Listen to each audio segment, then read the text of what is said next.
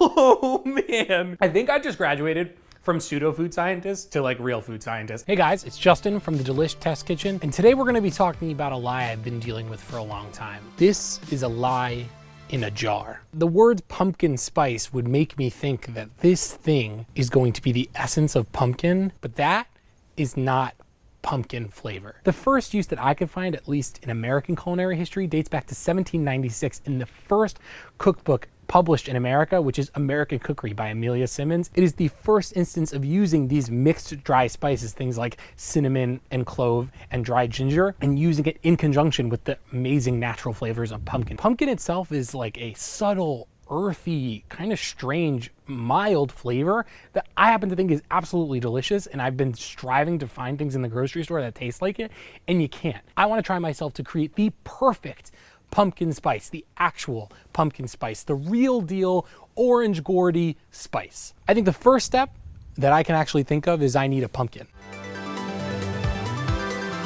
Day's running out, so we're gonna go and get a couple pumpkins, see if we can make something delicious. How do pumpkin patches work? So Olivia, my lovely girlfriend on camera, the pumpkins are usually trucked in from another farm and kind of just like cutely placed on some hay in the ground, which I have no problem with. I was told I was coming to pick a pumpkin today, not just pick Well, one yeah, out. you'll look at it and you'll pick it. You'll say, "This is my pumpkin." I googled, do the pumpkins that you pick out at a patch, are they good for baking? And they were like, definitely don't use pumpkins from a patch for baking. But we're definitely still gonna try it. It's pumpkin country, baby. I think that we should either roast or puree some pumpkin, and then we are going to spread it super thinly on a sheet tray and then dehydrate it. We might get like a crispier pumpkin leather, and then we'll take that leather and we'll grind it down. We may have to use other squashes. Please don't at me, please don't come at me. If what we think of in our like psyche of pumpkin flavor as something that is sweeter and a little bit more on the notes of like a butternut squash, then why not try to just add some of that flavor in? We have one of the pumpkins that I picked actually at the pumpkin patch. It looks gorgeous. I actually think this might cook up very well. Next, we have a butternut squash. Butternut squash is awesome. It's in the same region, realm of squash as pumpkin, but it's definitely sweeter. This is an acorn squash. It's still mild, but definitely has a little bit more robust flavor than a normal pumpkin. Basically, I've just cut them in half and then rubbed the inside with a little bit of olive oil. I didn't season it. I didn't add any sugar, mostly just because I want to see if I can get as much of just pure pumpkin flavor out of this. And now they're going to go into a 350-degree oven and roast between 45 minutes to an hour, depending on your oven, basically just until fork tender. Wow. I mean, look, it's literally like out of like a Norman Rockwell painting, how gorgeous these squashes look. This is exactly what I'm looking for. This is like pumpkin incarnate, cooked down and caramelized on the bottom of the pan. And now we're going to get steaming.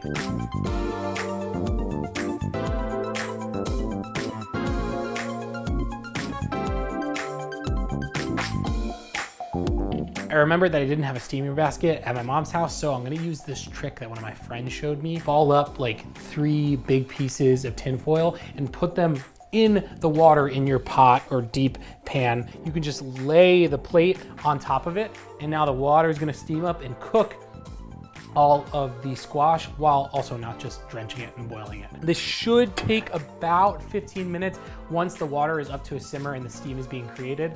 But we're gonna just check it out and see how it goes. I think our steaming is finished. Gusts of steam, beautiful. Oh yeah, that's tender, that's falling apart. So here is our finished squash. It is totally tender. I can basically just squish it with my fingers. All right guys, it's a new day. I finished roasting the pumpkin and the squash and doing the steaming. And as soon as that happened, I lost my light. Basically cannot shoot without any daylight. So I decided to put it all in the fridge, and now we're back here in the morning. I think that we should start with the steamed pumpkin. Let's try it out. Guys, it's really good. It is more savory than what we're used to. This is definitely like nutty and a little bit salty, but still has that sweetness and the squash flavor. I assume the butternut squash is sweeter, so maybe combining the two will give us exactly what we want. We're doing roast pumpkin. Let's look at it. It looks kind of the same. It's definitely coming out, like the edges that were touching the sheet pan definitely got some brownness that I really appreciated. Yes, way sweeter. Caramelization from the high temp of the roasting instead of like the gentle coaxing of heat from steam brought out a ton of sweetness that is like really doing it for me. I honestly think we might be able to just use this alone. Let's move on to the steamed bee nut or butternut squash. Definitely a more of a rich orange color. It's definitely different and it might be good to mix the two flavors, but I want to try the roasted butternut squash. Basically the same in terms of looks as its steamed sibling. I don't taste a major difference in flavor between steamed or roasted butternut squash. This is a little bit smoother tasting. Yeah, it's really good. It's buttery, hence butternut squash. Steamed acorn squash. Definitely the most yellow of the bunch. Let's give it a try. This is like pretty similar to the pumpkin, but just brighter. I don't know if I want to use it in context of this project, but let's try the roasted. Maybe the roasted will surprise me. It's definitely lost that raw potato flavor that I was talking about when it got steamed. I like the sweetness in this, but I'm not really sure whether I would like this more or the butternut squash. Let's try, I'm gonna get a bowl and let's try a mixture between the butternut squash and the pumpkin. It became homogeneous almost immediately. It's really easy to mix up together. So that is a good sign in case we want to use the combo, but let's give it a taste. Guys, I'm not kidding, that's it. Oh man, oh man, oh my God, okay. So it is that like savory nuttiness from that pumpkin that I had. I think I just graduated from pseudo food scientist to like real food scientist. We are going to move forward with a combination of the roast butternut squash and the pumpkin, and I'm gonna see if we can make this little baby here dehydrate. I have my pumpkin and my butternut squash that I accidentally put in the food processor off camera, but they've gotten now totally nice and smooth, nice and spreadable. We're gonna combine this in one big bowl. It's actually starting to resemble that canned pumpkin. It's a little less dark, but it is that kind of color you'd expect. And we're just gonna spread it in a nice, even, really thin layer. The thing with dehydrating is if it's not a super thin layer, you're not gonna get the drying out that you want that will help us to crush it into a powder. And just for kicks, I also did a can of pureed pumpkin. I wanna see how this goes and how this tastes, and we can do a little bit of a side-by-side taste test once it's dehydrated. Lowest temperature on your oven or a dehydrator at 125. This will go basically for the rest of the day, and while we do that, I have quickly, we could maybe work on that pumpkin spice latte syrup. Or I wanna try to concoct a syrup in addition to a powder.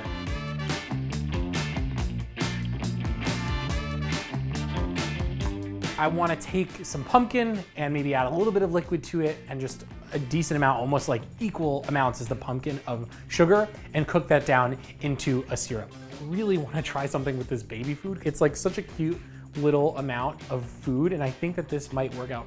And then we're gonna go in with water, the sugar. We're gonna give this a good stirry stir, and as we're stirring, we can actually get this heat turned on.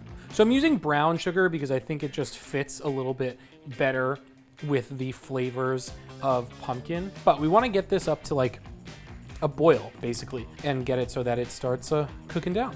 You can hear all the water vapor getting out of there. Honestly, maybe even we don't even need to add the water. So I think that there's a chance that this isn't gonna work. It's not runny at all. I'm gonna add some more sugar and see if that will get us into caramel territory, and some butter as well. Ooh, pumpkin caramel. Delicious, yum yum. This is like kind of a caramelly, flowy-ish consistency. Let's see how this tastes. Let's take it off the heat. And I tried my best to salvage it. I still get some stretching on it, but it's not the best. Maybe we can use this, but I have one other idea. It's just not my idea. So I would prefer to have me be a success. I mean, yeah, it tastes awesome. It just tastes like sugary, puree, syrupy type. It would make coffee taste amazing. It's basically like caramel with a hint of pumpkin, but I'd like it to be like pumpkin, maybe even just like pumpkin simple syrup. But Lena, one of our amazing test kitchen editors, talked about how she was making sweet potato fritters, and she took the liquid after grating down her sweet potatoes, and she thought for the heck of it she would reduce that down with a little bit of sugar to try to make like a sweet potato simple syrupy thing, and it worked. And I have the pulp from the pumpkin and some cubed pumpkin left over. We are going to take our pulp and our cubed pumpkin and add it to the food processor, grind that up, and then squeeze it through a cheesecloth to get the juice out. Not bad, we did okay. And we're gonna put it directly into the saucepan and we're gonna reduce it. I think that we shouldn't need to add any sugar. Again, I actually probably shouldn't say that. I did ask Lena if I should need sugar and she said no if it was sweet. So I'm not gonna take credit for that. God, I just love this like luscious, like super intense orange color. It's like truly out of a cartoon and I am obsessed. And we're definitely seeing a reduction in size of the liquid. It's still got a little bit of a ways to go, but I think I might add just like a little bit of sugar just to reduce it just a little bit more and make it a little bit more syrupy. Look how gorgeous this looks. It smells a little bit more like pumpkin pie, like cooked roast pumpkin in it. God, it smells so good. Okay, I'm gonna try it. Guys, this is unbelievable. I don't wanna oversell it. This is unbelievable. But I truly, like, I went into doing this video project. I was like, oh, it'll be fun. Justin will like kind of figure out how to make pumpkin, whatever. This is really good. This really is exactly what I was talking about. It's that nutty, buttery, like taste of like a solid roast pumpkin, and it's sweet and it's got a little bit of brightness while also just truly just being like pumpkin. This is amazing. I'm really excited. I'm gonna get some rest. I'm gonna clean up my kitchen and we'll check back in with our dehydrated pumpkin butternut squash mixture tomorrow. Day 3 of real deal pumpkin spice, and I'm feeling pretty good. We have our dehydrated pumpkin and butternut squash mixture. It looks pretty crazy. Almost looks like an ant farm, like ants could crawl up and down in this. Just for context, this is like the pumpkin chip that the Libby's made. I can literally pick up the entire thing. This is like a crazy art project. I think I'll do the same process with both. We'll have both powdered. We can taste them side by side and then we can move on and then maybe try even today, just finish up and make a pumpkin spice latte and taste it and feel really accomplished.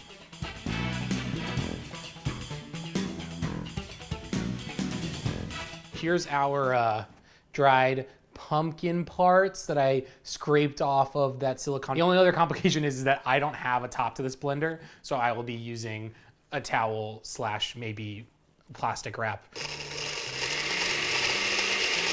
It's working! Oh! Lost structural integrity. So I had a little bit of an accident. I got some on the ground. I mopped the floors after shooting yesterday, so this should be totally clean. Please don't judge me if I use it. It's truly all I have. Wow. As soon as you open this up, you get a huge pumpkin right in your face. Oh, and it smells like toasty. It smells really, really good. I'm psyched. It looks like little crumbs of like Cheez-Its. That's what this looks like. So let's get it into a coffee or spice grinder. We want it on the finest setting possible. Oh, it's definitely working. It's working. Oh, this may not be working. I may have lied.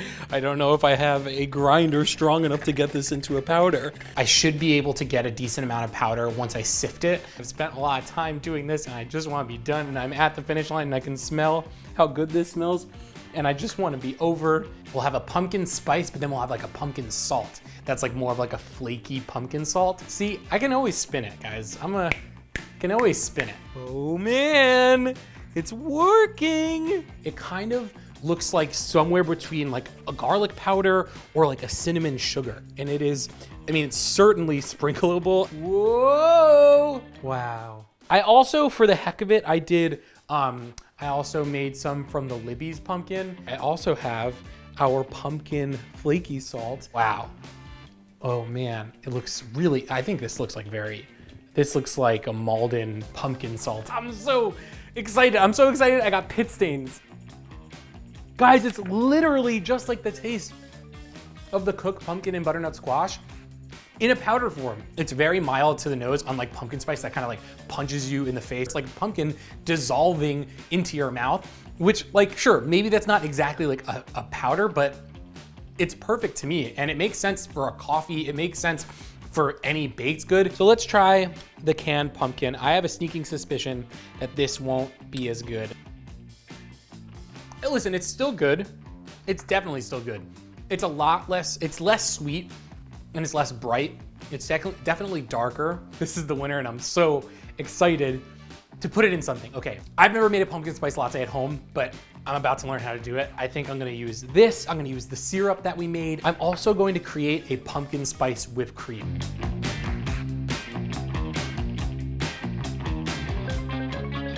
I'm going to put in a cup of heavy cream, a 1/4 cup of powdered sugar, and then just a tablespoon of our pumpkin spice, our real deal pumpkin spice. So we're gonna get this up to stiff peaks.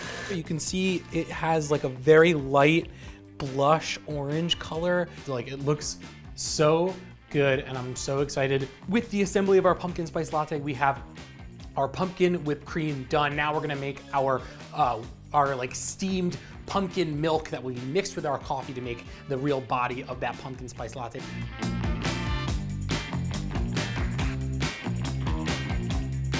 We're gonna go in with a whole cup of milk, our pumpkin syrup, and then a teaspoon of our pumpkin spice powder.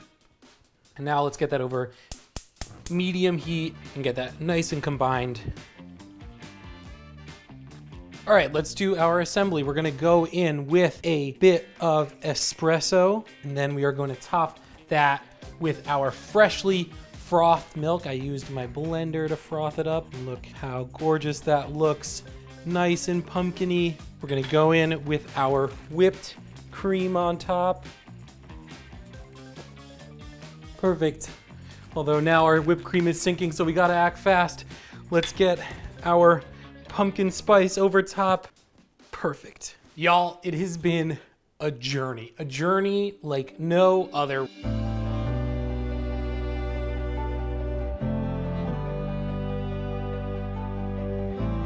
This may not be working. It is a miracle because I have this little perfect beauty to behold. It is like the perfect little like pumpkin spice latte goodness, and it has like these pumpkin, almost like sprinkles from the granulated pumpkin powder. This is exactly what I need. Something that purely tastes like pumpkin, that's like the embodiment of that amazing orange squash that I'm obsessed with, that you are too. I might cry. It's like I'm so excited at how this came out. It's like punching you in the face with that pumpkin flavor. It's in every layer of this. It's in the whipped cream. It's in like our pumpkin-y sprinkles. Every single layer of pumpkin is in this, and you have different depths of pumpkin flavor too, because the syrup added that like kind of real raw, fresh pumpkin flavor, whereas the powder is it tastes a little bit more toasty, sweet, caramelized. I don't do molecular gastronomy really ever, and this is like, I don't even want to deign to call this that, but this is really unbelievable, and it just took some research and a little bit of effort. And if you are someone who is as obsessed with the pumpkin flavor as I am, please, please, please, please, please give this a shot. But if anything, just know that I won. And I proved that you can make something absolutely delicious out of pure pumpkin flavor, and you don't need all of those spices. I urge you to go forth, take the little bit that I've learned here and build on it, and let us know how everything came out and what you think in the comments below. It's all over my face now. It's all over my face.